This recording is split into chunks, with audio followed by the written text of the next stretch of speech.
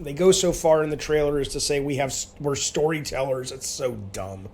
It's so dumb. It's like you're game makers first. It's different video. So it was good in that sense, right? It's more of what Sony's been doing well and better than any other company and more of the same.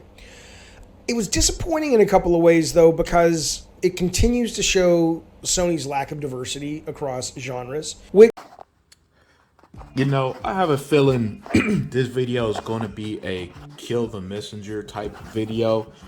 And so that's why I put in the intro David Jaffe pretty much saying what many of us has been saying for years. Sony makes one type of game. Third person, story driven game. That's it. And and I know that those games get praised out the ass, but as someone who likes different genres, and if you look at my channel, you see I got a bunch of different type of games. Just put a gameplay of the Artful Escape, Assassin's Creed, Biomutant, a Japanese game like Scarlet Nexus, and so on. I'm the type that likes diversity, and not only that, you know, a lot of gamers like different types of games.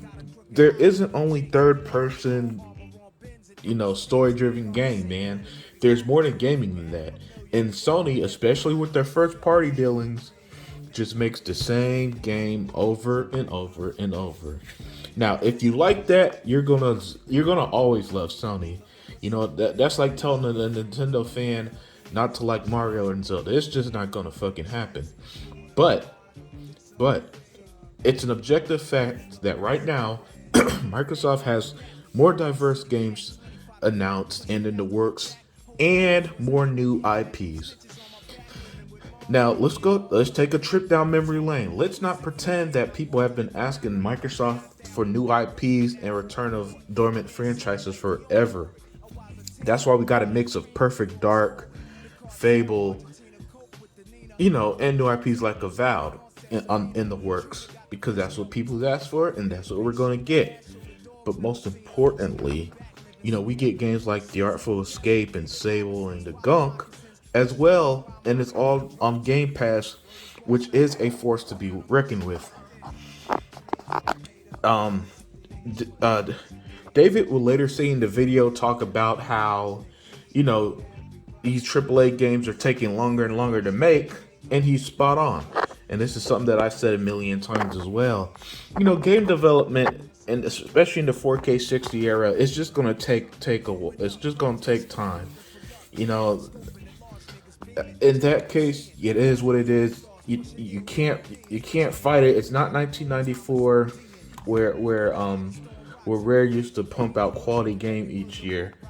That's the benefit of having these studios, so that they could work on multiple games at a time. But at the same time, a lot of these games take so long that you're not that at most you're gonna get. You know, look at Sony this year. Their big games were just Ratchet and Clank and Returnal, and now they have nothing for the holiday.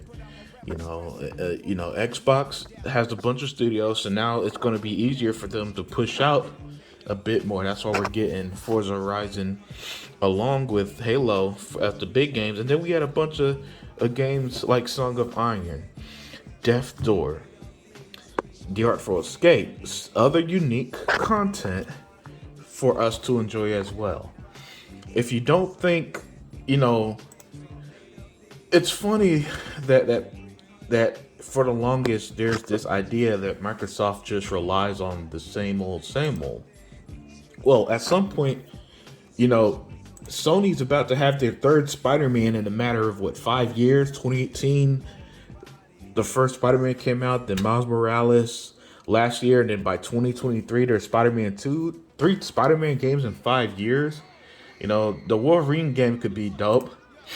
But that's an established IP. And and and another God of War, and then Gran Turismo makes its return. That's not really diverse, is it? You know, you already had a God of War.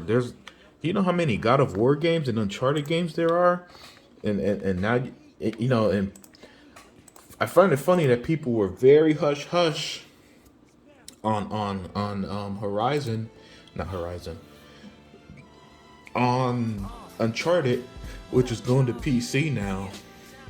You know, just saying.